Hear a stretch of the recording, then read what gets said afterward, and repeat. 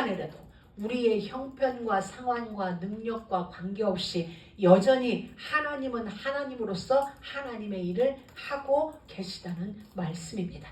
그렇다면 우리들은 하나님에 의하여 선택받은 은혜 입은 자로서 은혜 입은 자의 일을 해야 되겠죠.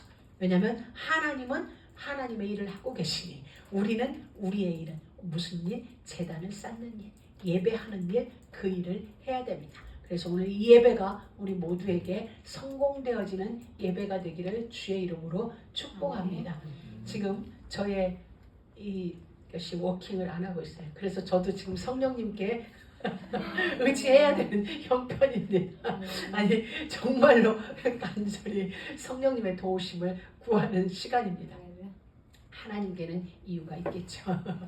자, 오늘 우리는 지난 시간에 우리의 삶은 제단을 쌓는 삶이에요. 그건 우리에게서 출발된 게 아니에요.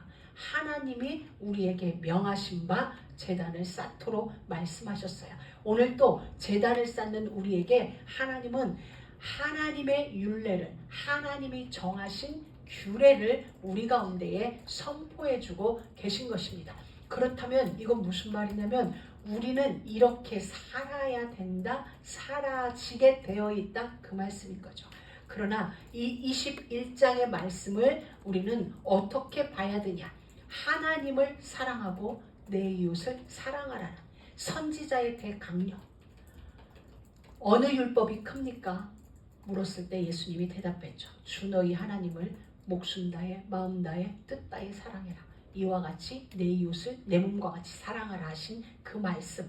그 말씀 위에서 이 말씀을 읽으면 이 모든 말씀이 어려운 말씀이 아니라 이렇게 해석돼요. 당연하지.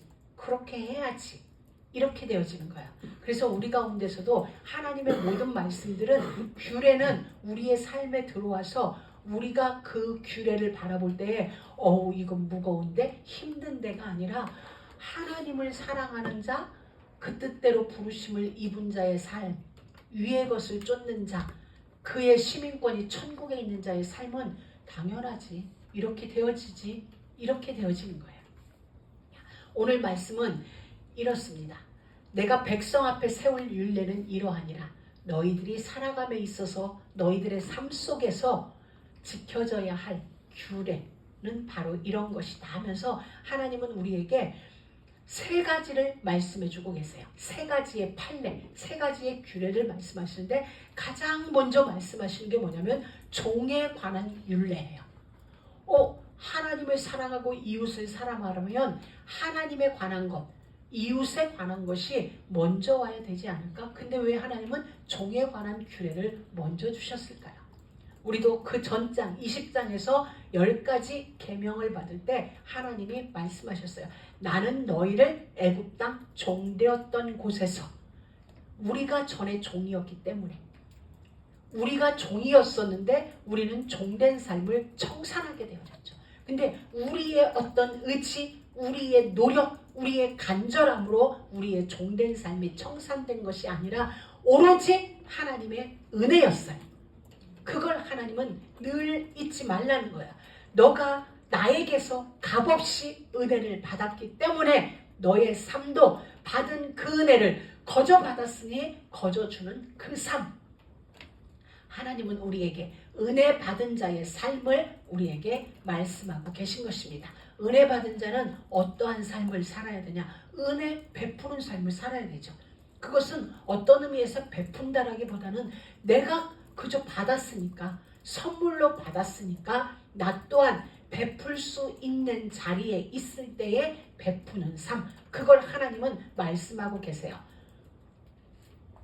그래서 오늘 분명히 이렇게 얘기했죠. 히브리 종을 사면 우리와 같은 동족이죠. 하나님으로 말미암아 구원받은 우리들이 종을 산다는 표현은 물건을 사듯이 사지 않았어요. 그때 당시도 물론 이방인들에게는, 이방 민족에게는 노예를 사고 팔았지만 이스라엘 백성들은 거의 어떻게 종이 됐냐면 내가 빚을 졌어요. 빚을 졌는데 빚을 갚을 길이 없어. 그러면 내가 그 집에 종으로 들어가서 몸으로 그 빚을 청산해 주는 거예요. 또 하나는 내가 먹고 살기가 너무 힘들어요. 힘드니까 그 집에 가서 이야기하는 거예요. 내가 먹고 살 수가 없어요. 그러니까 나를 종으로 받아주세요. 먹을 것만 주면 됩니다. 이렇게 해서 스스로 종이 되어지는 경우, 아니면 빚을 져서 종이 되어지는 경우, 또 하나는 파는 거죠. 오늘 본문에도 나와요. 그 아비가 딸을 팔 경우 그 딸이 이제 종으로 가게 되어지는 거죠. 근데 우리는 이 종이 되어지는 사례도 자세히 보면 어떤 자가 종이 되어? 빚진 자. 그럼 우리는 누구에게 빚을 지느냐는 거예요. 내가 죄의 빚을 지면 죄의 종이 되어져요. 그러나 하나님께 은혜의 빚을 지게 되면 나는 하나님의 종이 돼요. 그래서 종이 된 자, 그러니까 빚을 갚지 못하면 종이 되어지는데 우리는 죄의 종이 되어져서는 안 된다는 거예요. 누구의? 의의 종의 자리에 들어왔기 때문에, 그리고 이후에 우리의 삶도 죄의 빚진 자의 삶이 아닌 은혜의 빚진 자의 삶. 누구든지 빚진 자는 종이 되게 되어 있어요. 오늘날도 마찬가지잖아요. 내가 누군가에게 빚이 졌다면 실질적으로 종은 되지 않지만 우리가 심리적으로 그 사람 앞에서 나는 작은 자가 될 수밖에 없는 거예요. 빚진 자는 채무자와 채권자의 관계는 그러한 것이잖아요. 왜? 둘 다 왜 빚을 졌기 때문에 그 빚이 청산되기 전까지 나는 종이 아니지만 오늘날도 그와 같은 삶을 살 수밖에 없는 거야. 그래서 하나님은 종의 문제를 먼저 다루는 거야. 누구에게도 종된 삶을 살지 말라는 거야. 내가 너희를 자유하게 하였으니 죄의 종의 삶을 이제 다시는 살지 말라는 그 말씀을 우리에게 하나님은 하고 싶으신 것이죠. 그런데 어떻게 하다 보니까 종이 됐어요. 빚을 갚지 못했던, 먹을 걸 먹지 못해 스스로 종이 되었던지 간에 종이 되어진 거야. 빚을 지거나 스스로 종되는 거. 그렇기 때문에 우리는 늘 스스로의 선택 속에서도 하나님의 율례를 쫓는, 하나님의 은혜의 법을 쫓는 그 자리에 들어가게 되는 거죠. 그래서 이들은 종이 되어졌어요. 근데 하나님이 어떤 법을 주셨냐? 빚을 져서 종이 됐던, 스스로 종이 됐던, 팔려서 종이 됐든지 간에 6년 동안은 섬기라는 거야. 나의 그 주인을, 빚을 진 종이 되었으니 그 상전이 있겠으니 그 상전을 6년 동안은 섬기라는 거야. 6년 동안 열심히 섬기고 제 7년에는 어떻게 냐? 값없이 놔주라는 거야. 해방시켜주는, 종의 문서를 찢으라는 거야. 7년이 되는, 안식년이 되는 해에는 더 이상 종이 되지 않는 제도를 하나님은 아예 법적으로 딱 마련해 놓으셨어요. 그러니 누구도 영원한 종은 없는 거예요. 누구도 영원한 종은 없어요. 스스로 선택하여 다시 종이 되지 않는 한 영원한 종은 없도록 하나님은 제도적으로 만들어 놓으셨어요. 왜냐하면 하나님이 원하시는 건 무엇이에요? 이웃에게 하나님의 은혜를 나누어 주는, 하나님께 받은 그 사랑을 나누어 주는 삶을 실천하는 그 법을 주셨기 때문에 영원한 종이 있어서는 안 되는 거죠. 자, 그리고 또 하나, 희년이 되면 다 놓아줘야 돼요. 희년이 언제? 안식년이 7번 지나 49년 그리고 50년째가 희년이 되어지는 거예요. 희년이 될 때는 땅도 다 속해줘야 돼요. 예전에 내가 이웃집에 땅을 잡았어요. 빚을 갚지 못해서. 이런 것도 희년에는 원래 자리로 다 돌려놓은 거예요. 원래 자리로 다 돌려놓도록 하나님이 법적으로 다 이렇게 제정해 놓으셨어요. 근데 오늘 중요한 게 있어요. 오늘 우리가 여기 첫 번째 종이 되어지는 이 규례에 대해서 봐야 될 게 뭐냐면, 빚져서 종이 되든 스스로 종이 되든 팔려서 종이 되든 7년째는 무조건 해방이에요. 자유하는 거예요. 그런데 이런 거예요. 내가 자유하기가 싫은 거야. 나는 이 집이 좋아요. 그러면 재판장에게 가는 거예요. 주인한테 얘기를 해서 나는 자유하기 싫습니다. 고향으로 돌아가기 싫고 나는 여기가 내 고향이니까 나는 여기서 살겠습니다 하면은 재판장에게로 가는 거예요. 그래서 재판장이 이 판결을 내려줘야, 그래 너는 이 집에서 영원히 종이 되라. 그러면은 그 주인이 그 종을 데리고 문설주와 문에다가 귀를 대고 못으로 구멍을 딱 뚫어요. 그러면 이 사람은 종신 계약이 맺어지는 거예요. 그래서 귀에 구멍이 딱 뚫렸다 그러면은 종신계약, 그 주인과 종신계약. 근데 이 종신계약은 어떻게 된 거예요? 빚을 진 자도 아니에요. 팔린 자도 아니에요. 스스로 된 자예요. 스스로 자원하여서 평생 종이 되어져요. 그러면은 이 사람이 평생 당신의 종이 되겠습니다 라고 할 때는 두 가지를 생각해 볼 수 있어요. 하나는 이 주인이 어떻게 이 사람을 대우했길래, 어떻게 대우했길래 나는 이 집에서 평생 종이 되겠습니다 라고 얘기를 했을까요? 설마 종처럼 대우하진 않았을까요? 매질을 하고 밥을 굶기고 그랬다면 그들은 안식년이 되기를 정말 기다렸을 거예요. 그런데 안식년이 되어서 자유자가 될 수 있음에도 불구하고 나는 종신토록 당신의 종이 되겠습니다 라고 할 때는 적어도 그 주인이, 그 상전이 이 사람을 종으로 대우하진 않았겠죠. 아들 중에 하나라든가 자녀 중에 하나처럼 대우했을 거예요. 그러니까 종신토록 종이 된다고 했겠죠. 바로 그것입니다. 이 종신토록 종이 된다는 건 스스로의 선택이에요. 팔려간 게 아니라 스스로. 구원받은 사람들은 무수하게 많습니다.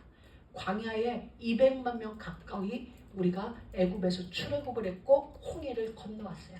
그러나 그 가운데서 나는 당신에게 종신토록 종이 되겠습니다 라고 한 건 누구예요? 스스로 선택한 자들만 그 길을 걸어갈 수 있는 거예요. 스스로 선택받은 자들만. 그래서 바울은 물론 하나님에 의하여 은혜로 부름받았지만 그는 늘 모든 성경에서 나는 그의 종이라는 표현을 많이 썼어요. 스스로 그 길을 거는 거죠. 스스로 종된 자들. 우리 모두도 오늘 말씀을 들으면서 또한 오늘 하루 종일 말씀을 묵상하면서 정말 나는 어느 자리에 있을 건가? 안식년이 되면 자유할 그 자리에 길을 걸 것인가? 아니면 나는 그리스도 예수께 나의 주인이고 나의 상전인 나를 구원하신 그분께 내가 배고플 때, 먹을 것이 없을 때, 내가 빚을 져 탐관오리에게 매맞을 수 있을 그때에 나를 속량해 준 그분에게 나는 종신토록 종이 될 것인지. 근데 또 하나 우리가 생각해 볼 것은 어디에다가 이 종은 귀를 뚫나요? 문설주와 문. 문설주가 어디예요? 출입문. 늘 주인의 음성 외에는 들리지 않을 자리인 거죠. 그럼 그 얘기는 나는 당신의 음성만 듣겠습니다. 그 얘기인 거예요. 이 종신계약이 맺어진 이 종의 눈은 늘 자기 주인에게 향해 있을 거예요. 그의 귀는 늘 주인을 향하여 열려져 있을 거예요. 왜? 나에게 내 평생을 책임져 주는 거잖아. 내가 이 집에서 종신토록 종이 되겠습니다 라고 할 때는 내가 지금부터 평생 당신의 종이 되겠습니다 할 때 그 주인은 이 종을 평생을 책임지는 거예요. 어느 6년을 책임지고 49년을 책임지는 게 아니라 평생을 책임지기 위하여 이 종과 체결이 되어지는 거죠. 또 하나 우리가 봐야 할 게 뭐 있어요. 그건 뭐냐면 이 종인들이 7년 안식년이 되면 이제 종들을 놓아주죠.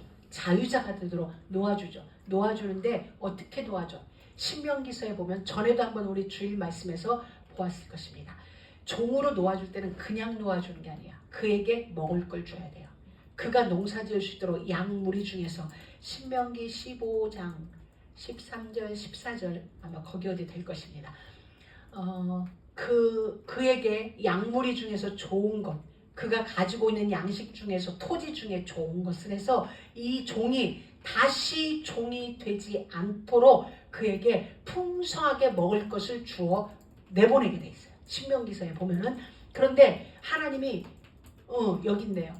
내 양무리 중에서와 타작마당에서와 포도주 틀에서 그에게 후히 줄지니 곧 내 하나님 여호와께서 너에게 복을 주신 대로 그에게 줄지니라. 다시 말하면 이 종의 목까지 하나님은 그 주인 집에 허락한 거예요. 그러니 내가 너에게 이만큼 준다라는 의미도 있지만 사실은 그의 것을 하나님이 나에게 맡겼기 때문에 내가 보관하고 있다가 이제 너가 가니 내가 너에게 돌려주는 거야. 이런 의미인 거예요. 그래서 우리는 제가 이 말씀을 묵상하다가 그런 생각이 들었습니다. 그렇구나.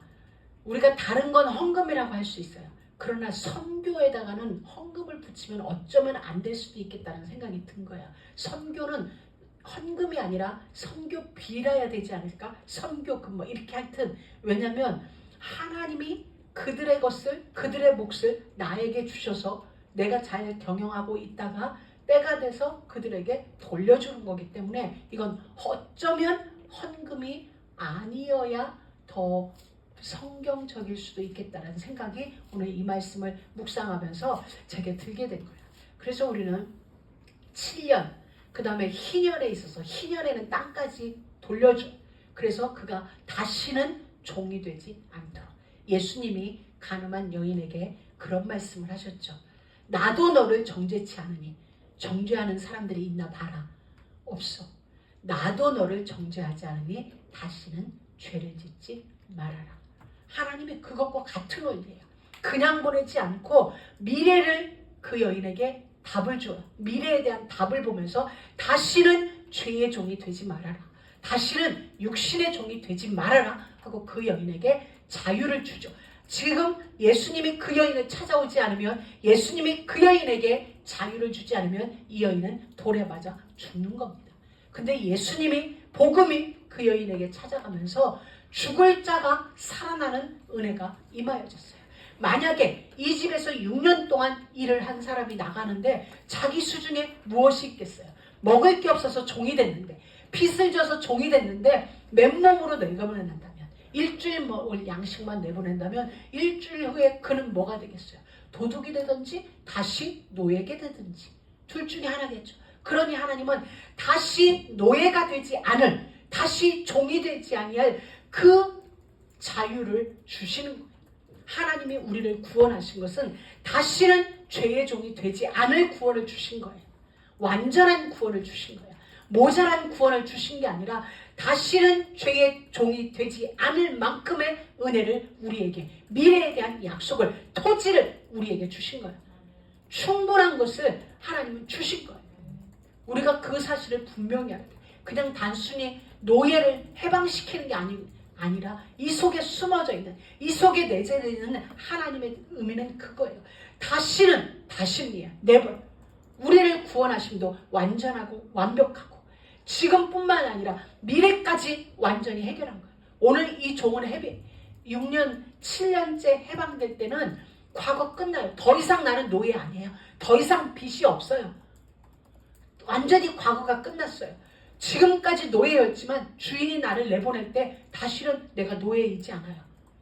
나는 얼마든지 자유할 수 있는 현재 문제를 완전하게 이 주인이 해결해 준 거예요.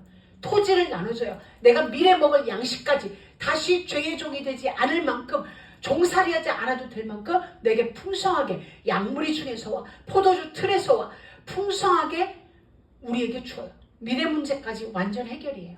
우리 주 예수 그리스도 우리를 향한 그분의 구원은 완전한 거예요. 우리의 과거 문제, 현재 문제, 미래 문제까지 완전하게 해결하셨어요. 복음은 완전해요. 그래서 복음은 충분한 거예요. 모자라지 않아요. 발전이 필요 없어요. 하나님의 완전하신 은혜가 이 종의 해방 제도를 통하여 우리에게 보여주시는 거예요. 알게 하시는 거예요. 봤지? 종의 문제 같지만 종살이하던 너를 내가 구원하며 완전해. 모자라지 않아. 그러니 근심하지 마. 근심하지 마. 염려하지 마. 영적으로 다 준비된 거예요. 그러나 우리에게는 육신의 눈이 밝아서 그게 안 보이는 거죠. 그게 안 믿어지는 거죠. 이미 내 손에 양식을 충분히 들고 있는데 모자랄까봐 계속 말씀으로 공급해 주시는데 잊어버릴까봐 계속 공급해 주시는데 속을까봐 계속 공급해 주시는데 우리는 그게 믿어지지 않는 거예요. 바로 그거. 그래서 오늘 하나님은 말씀을 우리에게 다시 주는 거예요. 완전해. 완전해. 그러니 세상 그 어느 것에 이제 눈치 볼 것도 없는 거예요. 왜? 우리는 세상의 종되었었는데 바로에게 종되었고 죄의 종이었었는데 그 모든 것에서 안식년 그리스도 예수를 만남으로 다 해결됐거든요. 그러니 우리는 그 누구의 눈치도 이제는 볼 게 없어요. 왜? 예수 안에서 안식년에 안식일의 주인은 인자가 안식일의 주인이다. 그리스도 예수 안에서 우리의 해방은 완전한 거예요.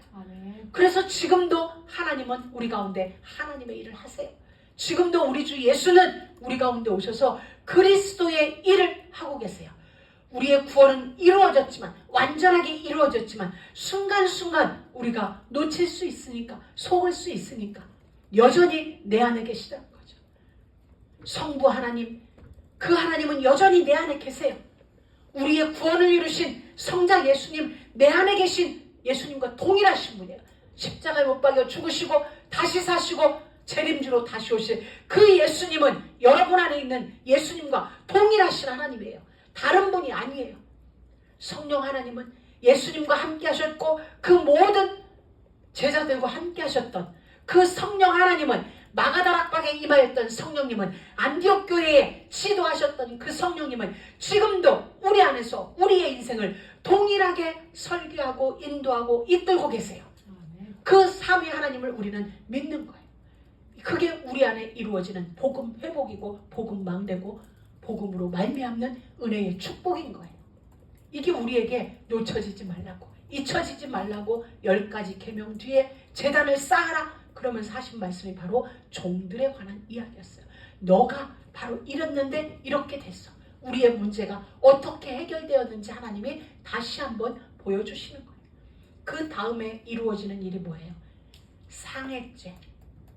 살다 보면 상해죄로 처리할 일들이 우리 가운데 있다는 거예요. 상해가 뭐예요? 이 상해는 살인일 수도 있고, 우리로 말하면 그냥 우리 몸에 상처를 내는 이런 상해. 근데 사형에 해당하는 죄가 4가지가 있어요. 그게 뭐냐면 이웃 사람을 죽이는 거. 이웃 사람을 죽이는 거예요. 그런데 어떻게?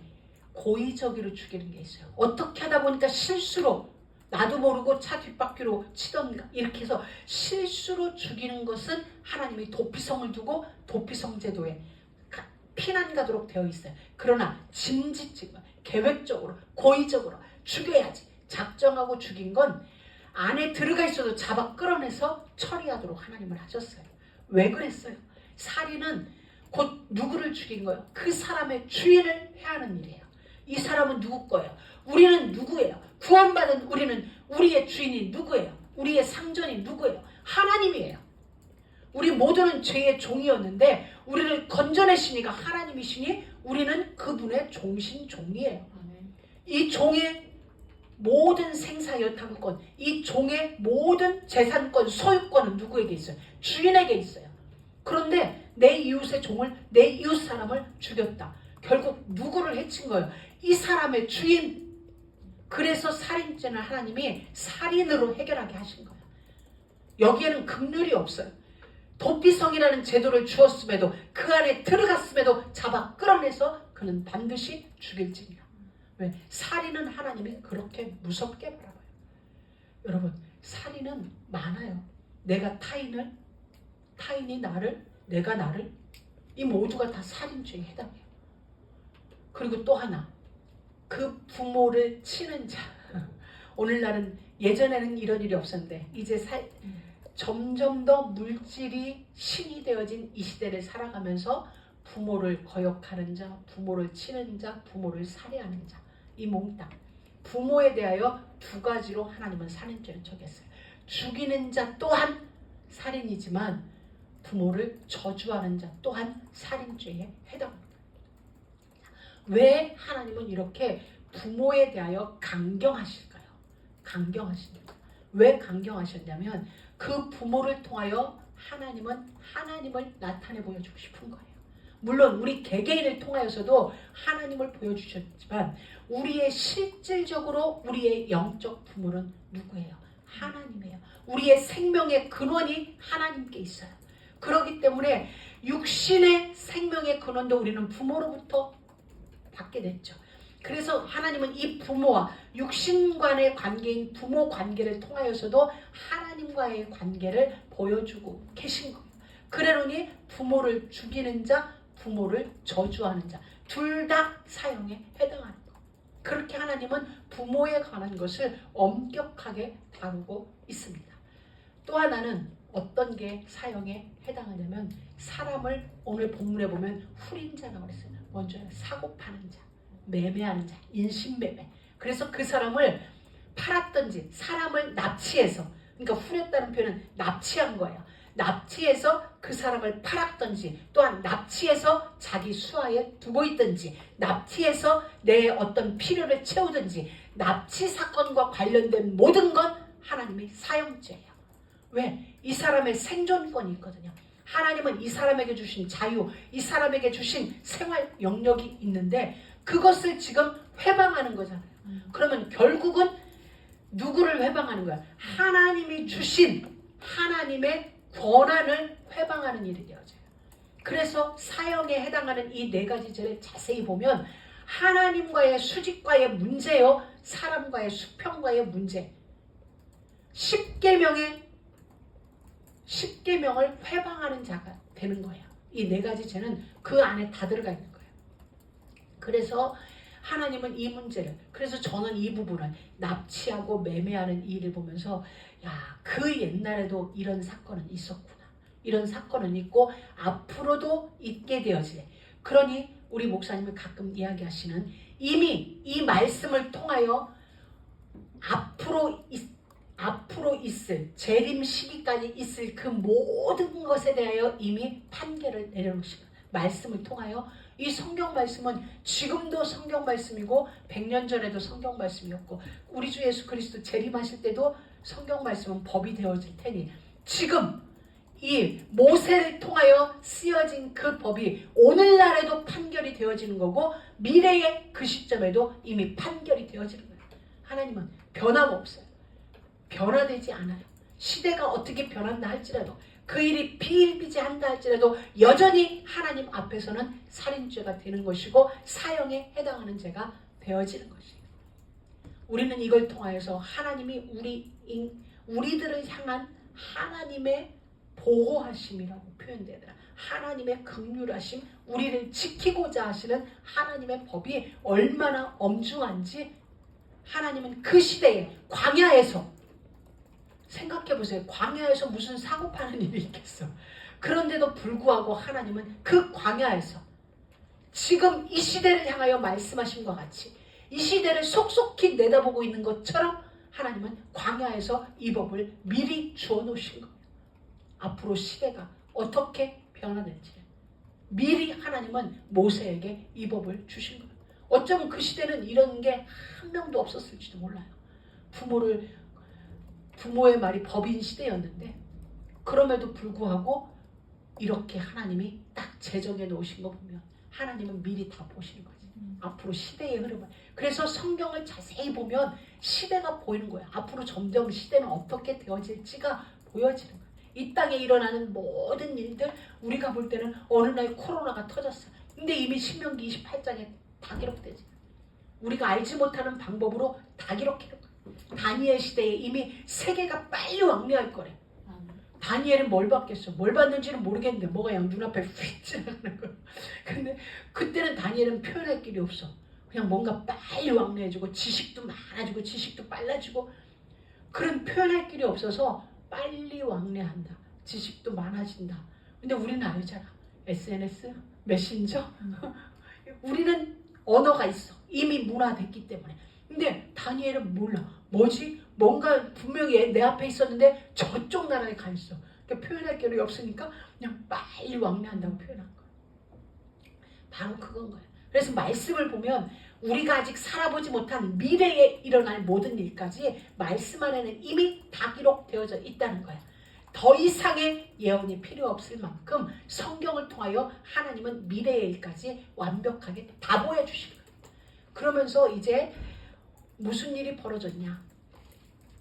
가축에 대한 문제까지도 벌어졌어요. 종에 관한 문제를 맨 먼저 다뤘어요. 그 다음에 사람, 하나님의 형상대로 지음받은 사람에게 일어날 상해죄에 대하여 말씀해 주시고 그 다음에는 가축에 대하여 말씀해 주고 계세요. 자, 소는 정한 짐승이에요. 여호와 앞에 제사 드릴 때 소를 드려요. 그런데 만약에 이 소가 사람을 받았어요. 사람을 받으면 그 소는 죽여요. 근데 그 고기도 못 먹어요. 왜? 이 소 자체는 율법이 정한 짐승이지만 그가 무슨 일을 했어요? 사람을 죽였어요.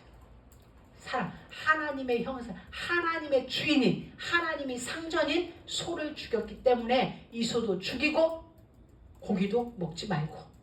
그런데 이 소가 원래 받는 버릇이 있어. 사람을 받는 버릇이 있어요. 그런데도 불구하고 이 소가 사람을 받도록 내버려졌다 하면 이 책임은 우리가 생각해도 주인에게까지 있는 거죠. 성경 바로 그 얘기를 해준 거예요. 그래서 모든 세상법 위에 가장 상위법, 최위의 법이 뭐냐면 성경의 법이에요. 그래서 모든 사람들이 세상법으로 싸우다가 안 되면, 이게 판결이 안 나면 어디로 가냐면 성경으로 들어가요. 그래서 모든 성경의 법 가장 위에 있는 그걸 상위법이라고 그러거든요. 가장 하위법은 우리가 흔히 말하는 그냥 우리들끼리 알고 있는 그 법, 이런 게 가장 하위법이고, 싸우죠. 싸워 올라가서 제일 위에 있는 법, 그러니까 모든 법 위에서 가장 힘있게 행사할 수 있는 법이 뭐냐면 성경의 법이에요. 근데 성경에는 이미 모든 법, 세세한 법조항까지 다 들어가 있는 거예요. 그래서 우리가 이 모든 걸 보면서 무엇을 생각할 수 있냐면, 진짜 하나님 우리에게 이 율법을 주시고 규례를 주신 것은 우리를 얽매이기 위한 법이 아니라 우리를 살리기 위한 법이에요. 우리를 지키기 위한 법이에요. 하나님의 백성으로 거룩하게 살아갈 수 있도록 우리에게 울타리를 쳐준 거고, 우리에게 기준을 분명하게 해준 거예요. 이게 없으면 우리는 무엇이 기준인지 몰라요. 무엇이 죄가 되고 무엇이 죄가 안 되는 죄. 법이 없으면 알지 못해요. 이 규례, 세세한 규례가 없으면 우리는 끝까지 싸워야 돼요.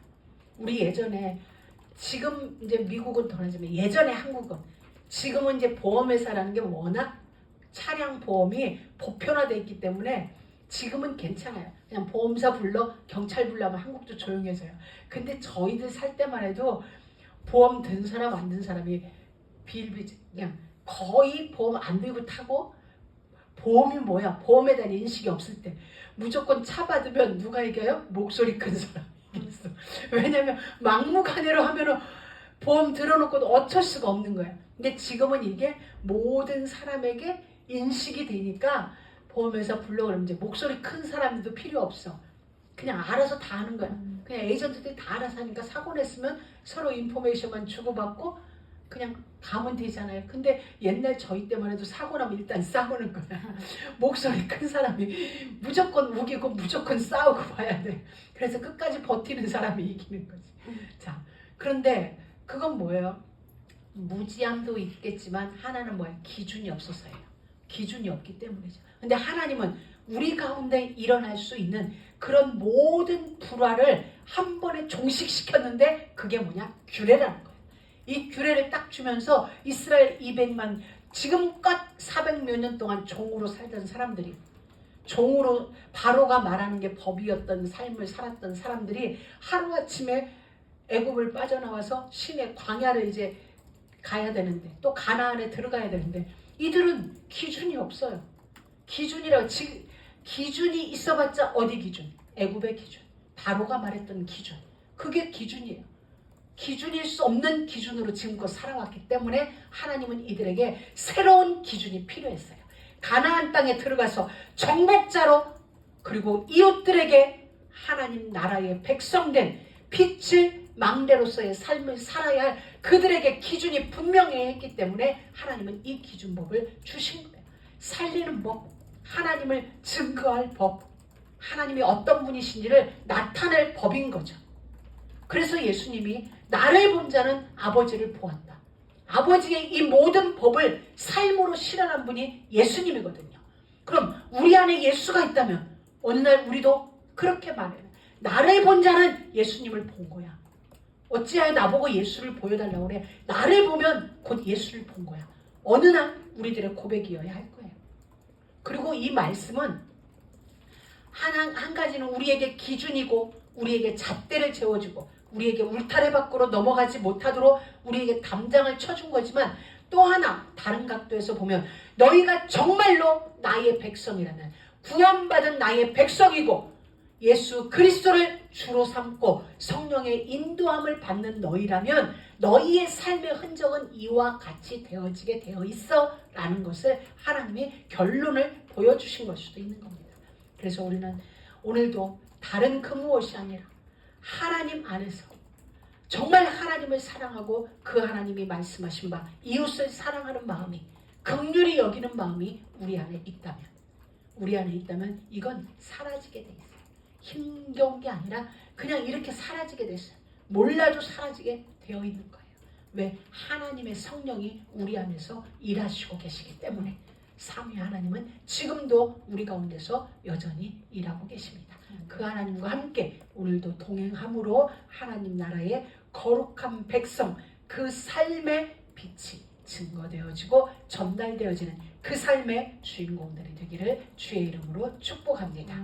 하나님 감사합니다. 오늘도 우리에게 말씀하여 주심을 감사합니다. 하나님이 말씀하여 주신 이 모든 말씀들이 우리들의 삶의 규례가 되어지고, 그리하여 우리들의 삶이 하나님 나라를 증명해내는 그 삶으로 살아낼 수 있도록 역사하여 주옵소서. 예수님의 이름으로 기도드립니다. 아멘.